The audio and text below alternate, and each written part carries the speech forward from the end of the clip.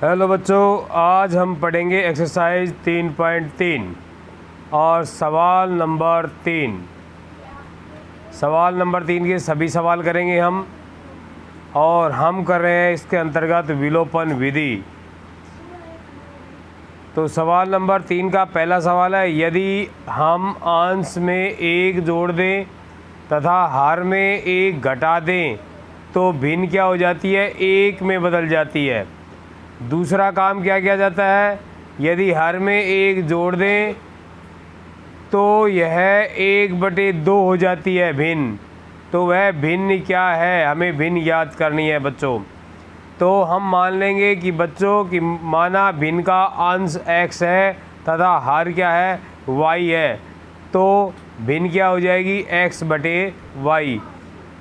बच्चों ऊपर की संख्या जो होती है वो अंश होती है, नीचे की संख्या क्या होती है? हर होती है। अब बच्चों पहला काम क्या किया जा रहा है कि अंश में 1 जोड़ा जा रहा है और हर में 1 घटाया जा रहा है। तो x में 1 जोड़ दिया और y में 1 घटा दिया, और वो क्या बन रहा है? 1 के बराबर बन रहा है। 1 के बराबर बन रहा है, 1 में बदल जाता है। तो हमने क्या किया? इसको किसके बराबर ले लिया? 1 के बराबर ले लिया। अब हम यहाँ पे क्या करेंगे बच्चों? वज्र गुणा करेंगे। यहाँ पे क्या करेंगे बच्चों? वज्र गुणा करेंगे। वज्र गुणा करने के लिए देखो क्या होगा, ये x प्लस 1/y माइनस 1 बराबर ये 1/1 है। अब इस 1 का गुणा x प्लस 1 से होगा तो x प्लस 1 आ जाएगा। y माइनस 1 का गुणा किससे होगा? 1 से, तो यहाँ y माइनस 1 आ जाएगा। यानी कि x प्लस 1 बराबर क्या आ जाएगा? y माइनस 1 आ जाएगा। अब हम क्या करेंगे? x और y एक तरफ रखेंगे, यानी कि चर राशियों को एक तरफ और अचर राशियों को दूसरी तरफ रखेंगे बच्चों। तो हमने क्या किया? ये y को पक्षांतरण कर कर इधर ले आए तो ये माइनस हो गया। 1 का पक्षांतरण कर कर इधर लाए तो ये भी क्या हो गया? माइनस का 1 हो गया। तो x माइनस वाई बराबर ये दोनों माइनस माइनस के जुड़ के क्या हो गए? माइनस का 2 हो गया। ये हमारा इक्वेशन नंबर 1 आ गया बच्चों। अब हमारे सवाल में जो दूसरा काम किया जा रहा है वो क्या किया जा रहा है? यदि हर में 1 जोड़ दें तो भिन्न क्या हो जाती है? 1/2 हो जाती है। अब बच्चों हमें सिर्फ हर में 1 जोड़ना है, अंश में कुछ नहीं करना है। तो क्या होगा बच्चों? देखो x में कुछ नहीं, अंश में कुछ नहीं करना तो x में कुछ नहीं करना, और हर में हमने 1 जोड़ दिया तो y प्लस 1 हो गया। तो भिन्न क्या हो गई? 1/2। अब वही पक्षांतरण करेंगे। 2 का गुणा तो किससे होगा? x से, और 1 का गुणा क्या होगा? y प्लस 1 से। तो ये 2x हो गया और बराबर y प्लस 1 आ गया। y का पक्षांतरण करके इधर लाए तो माइनस y हो गया, और ये प्लस का 1 था तो प्लस का 1, यानी कि हमारा दूसरा समीकरण क्या आ गया? 2x माइनस वाई बराबर 1। तो हमें इन कथन से 2 बीजीय व्यंजक प्राप्त कर लिए, 2 बीजीय व्यंजक हमने प्राप्त कर लिए। अब हम इनको हल करेंगे। 2 रैखिक समीकरण है बच्चों, माफ़ करना, क्या है ये? 2 रैखिक समीकरण है। तो इन दोनों बीजीय रैखिक समीकरणों को अब हम विलोपन विधि के द्वारा हल करेंगे। विलोपन विधि में बच्चों x का या y का विलोप कर देते हैं। x के गुणांक समान करते हैं या y का गुणांक समान करते हैं, और फिर उनको या तो जोड़ देते हैं या घटा देते हैं।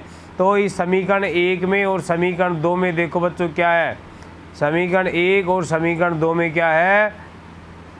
यहाँ देखते हैं, ये y है और ये भी क्या है? y है। तो ये y आपस में कट जाएंगे, लेकिन दोनों माइनस के हैं, तो माइनस के हैं तो हमें क्या करना पड़ेगा? घटाना पड़ेगा। पहले के वीडियो में भी मैं इस विलोपन विधि को अच्छे से समझा चुका हूँ, आप उसको भी देख सकते हैं। यहाँ x को भी अपन क्या नाम है? काट सकते थे घटा के, लेकिन यहाँ पर x है, यहाँ 2x है। तो x को करने के लिए पहले अपने समीकरण को पूरे को 2 से गुणा करना पड़ेगा, तो इसके लिए हमें ज़्यादा काम करना पड़ेगा। और चूँकि पहले ही y के गुणांक दोनों बराबर हैं, इसलिए अपन सीधा क्या किया? अपन ने ये समीकरण नंबर 1 लिख दिया, ये समीकरण नंबर 2 लिख दिया, और हमने लिख दिया घटाने पर, 1 में से 2 को घटाने पर। तो घटाने पर क्या होता है बच्चों, इसके निशान बदल जाते हैं नीचे वाले समीकरण के। ये 2x प्लस का था माइनस का हो गया, y माइनस का था प्लस का हो गया, 1 प्लस का था माइनस का हो गया। नीचे वाले के निशान चेंज हो गए। नीचे वाले के निशान क्यों चेंज होते हैं, इससे जस्ट पहले वाले वीडियो में बिल्कुल अच्छे से समझा रखा है। अब बच्चों क्या होगा, x से x कट गया क्योंकि ये प्लस माइनस है, ये प्लस है। अब ये x प्लस का, ये माइनस का है, तो माइनस का x बच गया। 1 प्लस और 1 माइनस संख्या तो घटेंगी तो माइनस जो बड़ी वाली है वो बच जाएगी। यहाँ ये 2 माइनस का और अब ये 1 भी माइनस का हो गया, तो क्या हो गया माइनस का 3, यानी कि क्या आ गया बच्चों, माइनस x बराबर माइनस का 3 आ गया।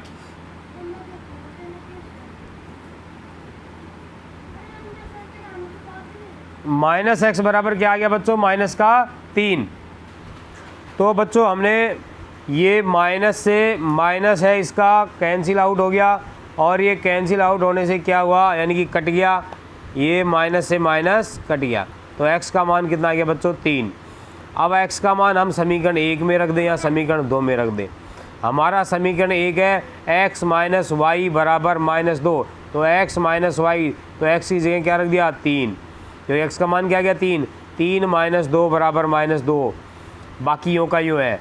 अब -2, अब इस 3 को इधर ले जाएंगे तो ये माइनस का 3 हो गया, माइनस का 3 हो गया। माइनस माइनस की संख्याएं बच्चों जुड़ती हैं, तो माइनस की 5 हो गई। अब ये माइनस वाई से -5 है, इसका निशान कट जाएगा, तो y बराबर कितना जाएगा, 5।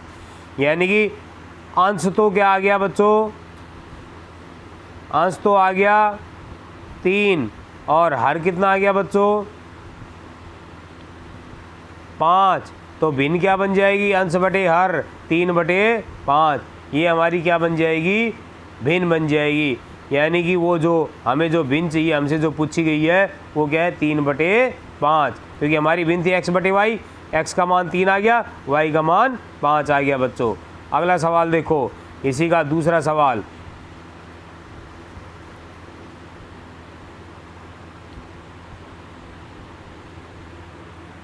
तो ये 3 का प्रश्न नंबर 3 का दूसरा जो सवाल है वो बच्चों है, 5 वर्ष पूर्व नूरी की आयु सोनू की आयु की 3 गुनी थी।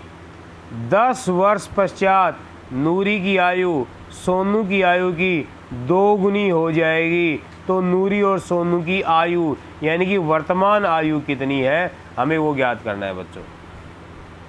तो इसमें क्या होगा बच्चों, हम मान लेंगे कि माना नूरी की वर्तमान आयु है वो क्या है, नूरी की वर्तमान आयु x और सोनू की वर्तमान आयु क्या है, y। अब बच्चों दो बात है, एक तो 5 वर्ष पूर्व की, तो 5 वर्ष पूर्व की, एक 10 वर्ष बाद की। तो हम जो स्थितियाँ 5 वर्ष पूर्व बनेंगी वो निकाल लेते हैं, और जो स्थिति 10 वर्ष बाद बनेगी वो निकाल लेते हैं। 5 वर्ष पूर्व नूरी की आयु क्या होगी, वर्तमान में जो आयु है उसमें से 5 घट जाएगा। वर्तमान में कोई व्यक्ति 20 साल का है तो 5 साल पहले कितने का था, 20 माइनस 5। तो वही बात है, वर्तमान में x है तो 5 साल पूर्व कितना हो जाएगा, x माइनस 5। इसी तरह सोनू की जो आयु है वो हो जाएगी y माइनस 5। तो कभी भी जब पूर्व की आयु निकालेंगे तो बच्चों क्या होगा, वो माइनस होगी, और जब कभी भी पश्चात की आयु निकालेंगे तो वो क्या होगा बच्चों, जुड़ेगी। इस बात का ध्यान रखना। तो 10 वर्ष पश्चात की जब आयु निकालेंगे तो x प्लस 10 और सोनू की क्या हो जाएगी, y प्लस 10। तो ये 3 बातें आ गई, वर्तमान, 5 वर्ष पूर्व की और 10 वर्ष पश्चात की। अब हम इनमें जो भी संबंध है बताया गया है उस संबंध के बारे में चर्चा करेंगे। क्या संबंध बताया गया है कि 5 वर्ष पूर्व, तो 5 वर्ष पूर्व वाली हमारी ये वाली स्थितियाँ हैं, 5 वर्ष वाली ये देखेंगे अपन सिर्फ, इसके अंदर जो है वो 5 वर्ष पूर्व नूरी की आयु सोनू की आयु की 3 गुनी थी। तो नूरी की 5 वर्ष पूर्व कितनी थी, x माइनस 5।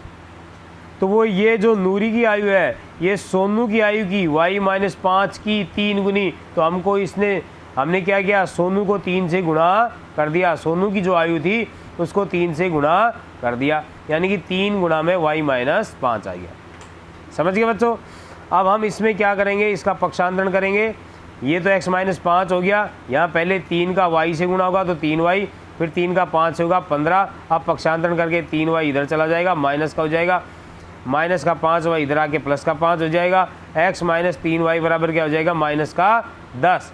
क्योंकि ये एक संख्या प्लस की है, एक माइनस की है, तो घटेगी, घटेगी तो बड़े वाली बचेगी। तो पहला हमारा जो क्या नाम है समीकरण है वो क्या आ गया, x माइनस 3y बराबर माइनस का 10। अब दूसरा कथन दे रखा है, उससे अपन दूसरी बात निकालेंगे। जो नूरी की आयु दे रखी है कि 10 वर्ष पश्चात क्या हो जाएगी, नूरी की आयु सोनू की आयु की दुगनी हो जाएगी, तो अपन इससे लिखेंगे तथा दूसरे कथन से ये आएगा, नूरी की आयु सोनू की आयु की 2 गुनी है, तो अपन किससे गुणा कर देंगे, 2 से गुणा कर देंगे। अब वही 2 का गुणा y से भी होगा, 2 का गुणा 10 से भी होगा, तो 2y प्लस में 20। 2y का पक्षांतरण करेंगे, इधर आके माइनस का हो गया, यहाँ से 10 है, इसका पक्षांतरण करेंगे तो ये माइनस का हो गया, निशान चेंज हो जाते हैं पक्षांतरण पर। तो x माइनस 2y बराबर क्या हो गया, ये दोनों घटेंगे, प्लस वाला ज़्यादा है, तो x माइनस वाई बराबर 10। बच्चों हमारा जो पहला समीकरण था वो x माइनस 3y बराबर माइनस 10 था, और दूसरा आ गया x माइनस 2y बराबर 10। हम यहाँ विलोपन विधि का काम में लेंगे, क्योंकि x और x दोनों क्या है, बराबर चर हैं, तो हमें कहीं कोई गुणा करने की ज़रूरत नहीं है। तो हमने पहले वाले समीकरण को यहाँ रख दिया, ठीक है बच्चों, और हमने क्या किया, इनको घटा दिया आपस में, क्योंकि दोनों के जब निशान समान होते हैं तो हमें क्या करना पड़ता है, घटाना पड़ता है। ये था x माइनस वाई बराबर 10, ये समीकरण नंबर 2 था। पहले वाला समीकरण था x माइनस 3y बराबर माइनस 10। अब हम घटाने पर, यहाँ हमने भूल गए हैं लिखना है घटाने पर, तो घटाने पर क्या हुआ बच्चों, इसके निशान बदल गए, ये प्लस का था माइनस का हो गया, ये माइनस का था प्लस का हो गया, ये माइनस का था प्लस का हो गया। अब इसके प्लस नीचे वाले निशान है वो काम में आएंगे, तो x प्लस का और x माइनस का कट गए, ये माइनस का 2y और अब ये प्लस का 3y है, तो 1y बच गया, प्लस वाला ज़्यादा रह गया, 1 माइनस 1 प्लस है तो कटेंगे। यहाँ पर ये 10 प्लस का है और ये 10 भी किसका है, प्लस का हो गया, तो दोनों जुड़ गए, तो y का मान कितना आ गया, 20। यानी कि बच्चों ये सोनू की आयु थी, सोनू की आयु कितनी आ गई, 20 वर्ष। अब y का मान हम क्या रखेंगे, समीकरण 1 में रख दें या समीकरण 2 में रख दें, तो हमने कहाँ रखा, समीकरण 1 में रखा है, y का मान समीकरण 1 में रख दिया। y का मान समीकरण 1 था x minus 3y, x minus 3y, तो y की जगह कितना रख देंगे, 20, तो 3 गुना क्या हो जाएगा, 20, और बराबर माइनस 10, बराबर माइनस 10 था। इसको हल करेंगे बच्चों, ये 20 का 3 से गुणा होगा, 60 हो गया, माइनस 60, माइनस 60 जब इधर आएगा प्लस का हो गया, प्लस का 60, और 1 माइनस 1 प्लस तो घट गए, यानी कि 50। यानी कि नूरी की आयु कितनी आ गई बच्चों, 50 वर्ष, और सोनू की आयु कितनी आ गई बच्चों, ये कट गया है, सोनू की आयु आ गई 20 वर्ष, ये 20 वर्ष है।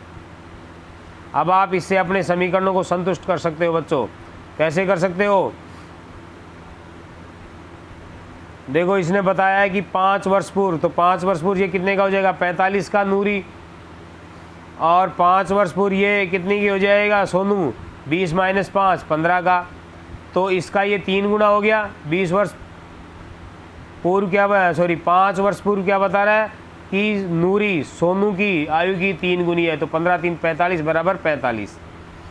इसी तरह 10 वर्ष पश्चात, तो 10 वर्ष पश्चात नूरी तो 50 प्लस 10 60 साल की हो जाएगी, और सोनू है वो 20 प्लस 10 कितने साल की हो जाएगी, 30 साल की हो जाएगी।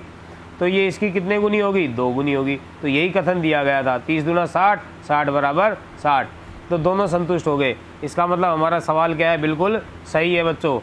अब सवाल आगे वाला, सवाल नंबर 3 का 3। बच्चों ये हम सारे सवाल करवा रहे हैं, आपको कहीं कोई टेंशन नहीं है, कहीं भी जाने की ज़रूरत नहीं है। इसके नोट्स बना लेना, इसके टेलीग्राम जो चैनल है उस पर इसके PDF मिलेंगे, और टेलीग्राम चैनल का लिंक मेरे डिस्क्रिप्शन में दिया हुआ है, तो आप इसका फ़ायदा उठाएं बच्चों। ये सवाल है बच्चों, 2 अंकों की संख्या है, ध्यान से देखना, इंपॉर्टेंट सवाल है। उसके अंकों का योग कितना है, 9 है। इस संख्या का 9 गुना संख्या के अंकों के पलटने से बनी संख्या का 2 गुना है, संख्या ज्ञात कीजिए। तो बच्चों 2 अंकों की संख्या है, तो हमें पता है कि 2 अंकों की संख्या में क्या होता है, एक इकाई का अंक होता है और एक दहाई का अंक होता है। तो हमने क्या मान लिया बच्चों कि माना इकाई का अंक क्या है x और दहाई का अंक क्या मान लिया y।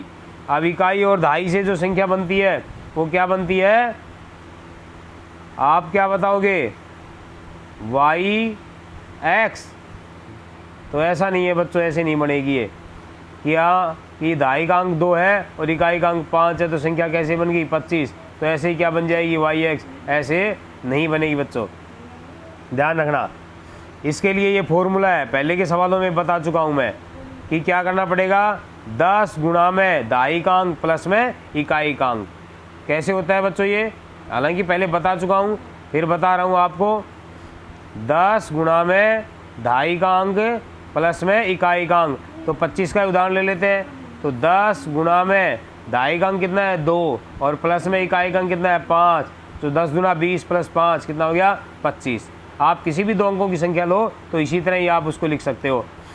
तो 10 गुणा में दहाई का अंक, हमारा दहाई का अंक क्या है y, तो 10 गुणा y प्लस एक्स, यानी कि 10y प्लस एक्स हमारी संख्या है 2 अंकों की। ठीक है बच्चों, अब इसके अंक पलटेंगे तो क्या होगा, इकाई की जगह तो क्या हो जाएगा दहाई का और दहाई की जगह क्या हो जाएगा इकाई का, यानी अंक पलटने पर संख्या क्या बन जाएगी 10x प्लस में y। अब सवाल में क्या कथन दिए हुए उसके अनुसार हमारे समीकरण बनेंगे। तो पहला समीकरण तो क्या है, ये दे रखा है कि इसके जो इकाई और दहाई के अंकों को जोड़ते हैं तो उसका योग कितना आता है 9। तो ये बहुत ईजी था कि दोनों अंकों को इकाई और दहाई को जोड़ेंगे तो इसका जो योग आएगा वो 9 आएगा। तो x प्लस वाई को अपन ने जोड़ा तो इसका योग किसके बराबर आया 9 के। तो ये हमारा एक समीकरण बन गया।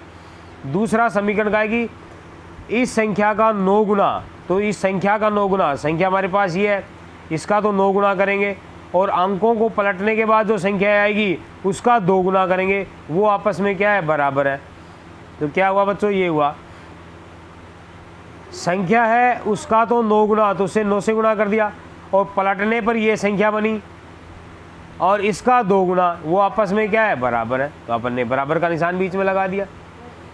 अब इनका गुणा करेंगे तो 9 का गुणा 10 से होगा तो 9 दाई 90 y, 9 का गुणा x से होगा तो 9x, 2 का गुणा 10 से होगा तो 20x और 2 का गुणा किससे होगा y से होगा, तो कितना हो जाएगा 2y हो जाएगा। अब बच्चों वही है, चर राशियाँ एक तरफ और अचर राशियाँ एक तरफ। अब हमें पता है, हमने यहाँ पर एक छोटा सा काम किया है। क्या काम किया है, तो ये क्या होगा बच्चों, हमने क्या किया, ये 20x माइनस 2y था ये हमारा।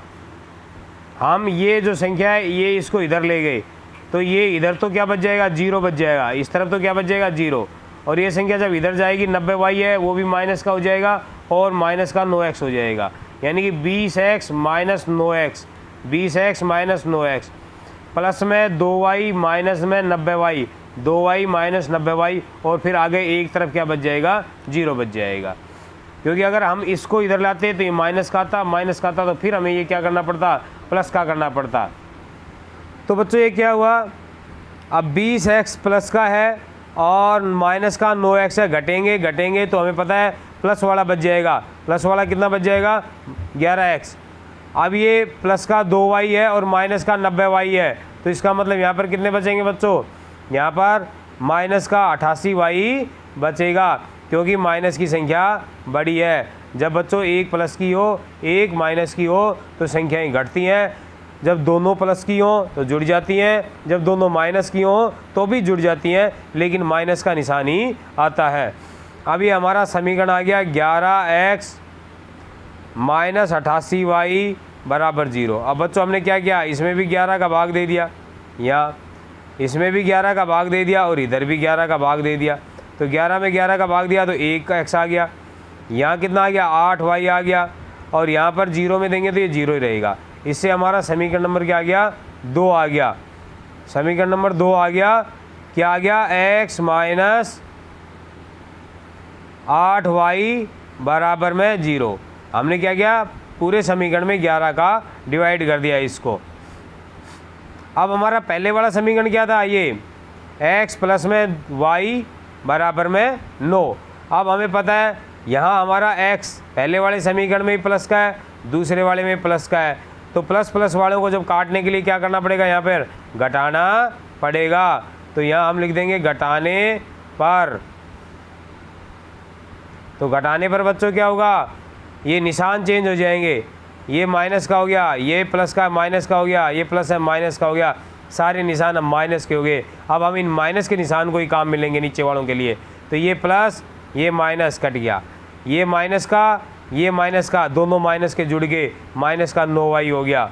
ये माइनस का 9 है तो ये माइनस का 9 आ गया, माइनस से माइनस कट गया, यानी कि 9y बराबर कितना हो गया 9। और y का मान निकालेंगे तो बच्चों क्या आएगा, y का मान निकालोगे तो 9/9 हो जाएगा, ये 9 भाग में आ जाएगा, 9 से 9 कट गया, 0 नहीं आएगा, 1 आएगा। तो y का मान कितना आया 1। अब y का मान कहाँ रख देंगे, समीकरण 1 में। समीकरण 1 है हमारा, क्या है हमारा समीकरण 1, x प्लस वाई बराबर 9, x प्लस वाई बराबर 9। तो x प्लस वाई, y का मान क्या रख दिया 1 और बराबर 9। अब ये 1 इधर आके क्या हो गया, पक्षांतरण से -1 हो गया, तो 9 - 1 बराबर 8। x का मान क्या आ गया बच्चों 8।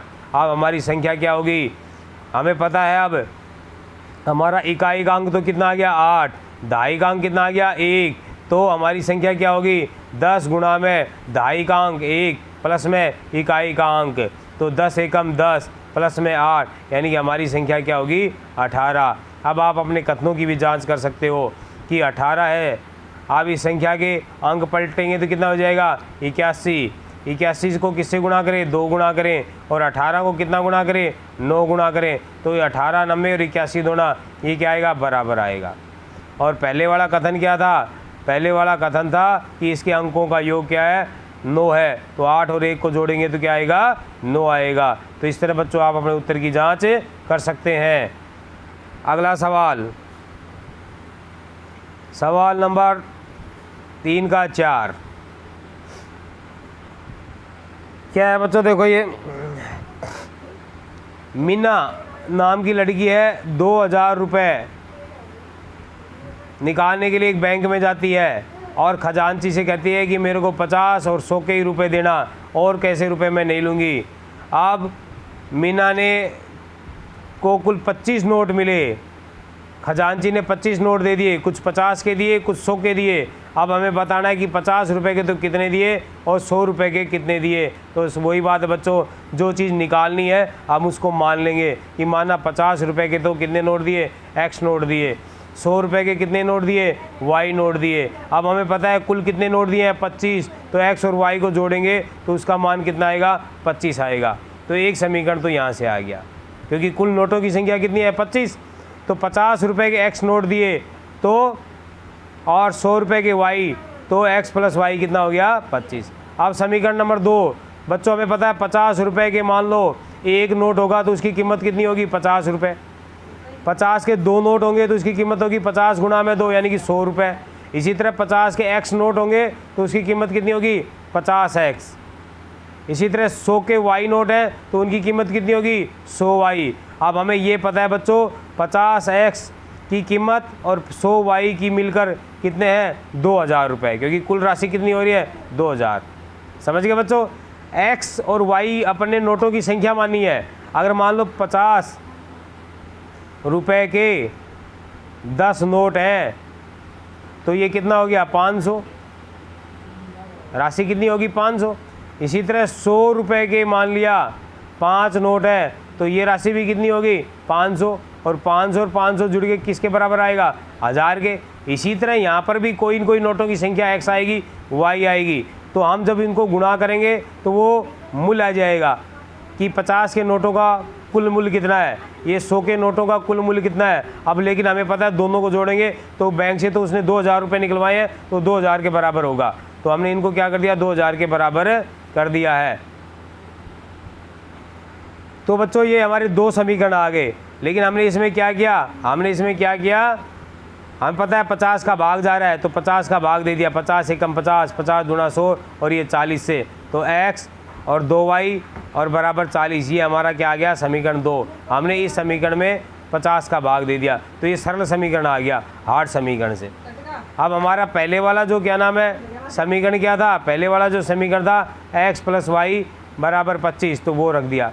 अब हमें पता है ये चर राशियाँ बराबर हैं तो इसको घटाने पर क्या होगा, निशान चेंज हो जाएंगे, x से x कट जाएगा, ये y माइनस का हो चुका है, माइनस को काम मिलेंगे तो ये प्लस का y बचेगा यहाँ पर, और प्लस y बराबर कितना बचेगा बच्चों, ये प्लस y के बराबर क्या बचेगा, 40 में से 25 घटेगा तो ये 15 बच जाएगा। यानी कि 100 रुपये के नोटों की संख्या कितनी आ गई, 15। यानी कि 100 रुपये का मूल्य कितना हो गया, 1500, 100 गुणा में 15। अब हम समीकरण 1 में y का मान रखेंगे। हमारा समीकरण 1 था x प्लस वाई बराबर 25, तो x प्लस वाई बराबर 25 था, तो हमने y का मान कितना रखा, 15, तो x प्लस 15 बराबर 25, पक्षांतरण किया -15 हो गया, 25 में से 15 घट गया यानी कि 10 आ गया। यानी कि 50 रुपये के नोटों की संख्या 10 और 100 रुपये के नोटों की संख्या कितनी आ गई, 15। तो 100 रुपये के नोटों से तो कितना मान बना, 1500, और 50 के 10 हैं तो 50 गुणा 10 यानी कि 500। अब दोनों को जोड़ेंगे तो कितने के बराबर आ जाएंगे, 2000 के बराबर आ जाएंगे। तो इसका मतलब हमारा उत्तर है वो क्या है, बिल्कुल सही है बच्चों वीडियो को क्या अधिक से अधिक लाइक करें, सब्सक्राइब करें और क्या करें, शेयर करें। ये आपके लिए वीडियो बनाई जा रही है। PDF फाइल के लिए क्या करें, हमारा जो टेलीग्राम चैनल है उसको ज्वाइन करें, वहाँ पर इसकी PDF जो मैं पढ़ा रहा हूँ वो है, उससे आप अपने नोट्स बना सकते हैं।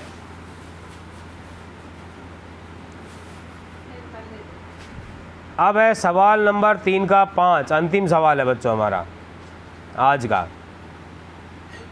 क्या है, किराए पर पुस्तक देने वाले किसी पुस्तकालय का प्रथम 3 दिनों का, अगर आप 3 दिन के लिए किताब लाओगे तो एक नियत किराया है, निश्चित किराया है, वो तो देना ही देना पड़ेगा।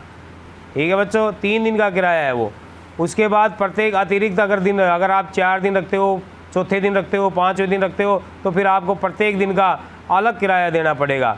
अब सरिता 7 दिन के लिए कोई किताब लाती है और उसको 27 रुपये दे के आती है। कितने रुपये दे के आती है, 27। इसी तरह सुशी नाम की लड़की है, वो 5 दिन के लिए किताब लाती है।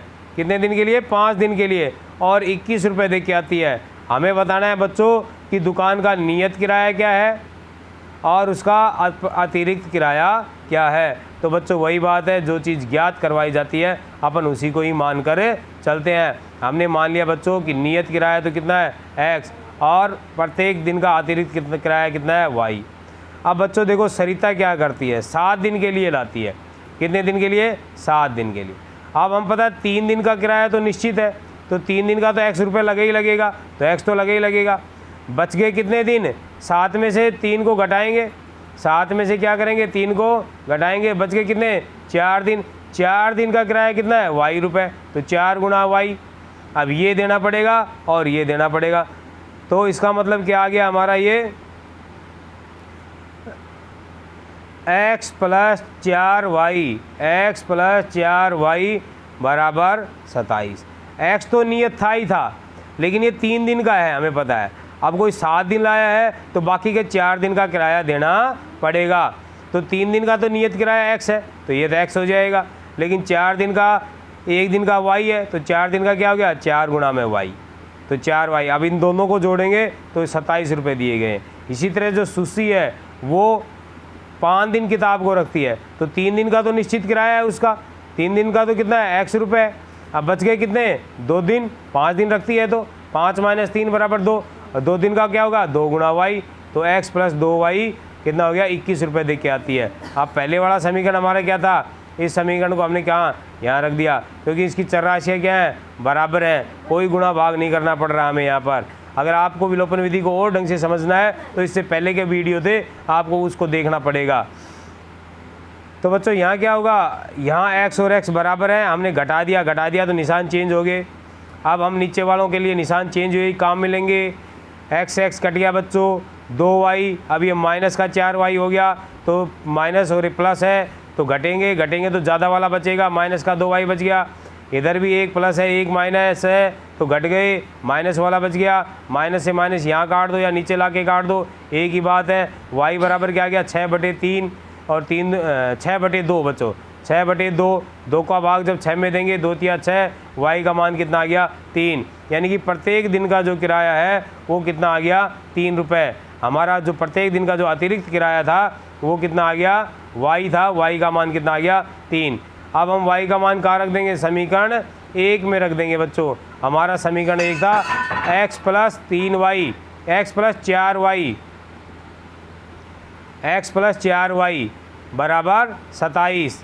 तो बच्चों 4y यानी कि y का मान कितना आ गया 3, तो 4 3 12 हो गया। अब इसका पक्षांतरण करेंगे तो कितना आ गया माइनस का 12, तो अब ये घट जाएगा 27 में से, तो x का मान कितना आ गया 15। यानी कि बच्चों जो नियत किराया था 3 दिन का वो 15 रुपये था और अतिरिक्त किराया y कितना था 3 रुपये था।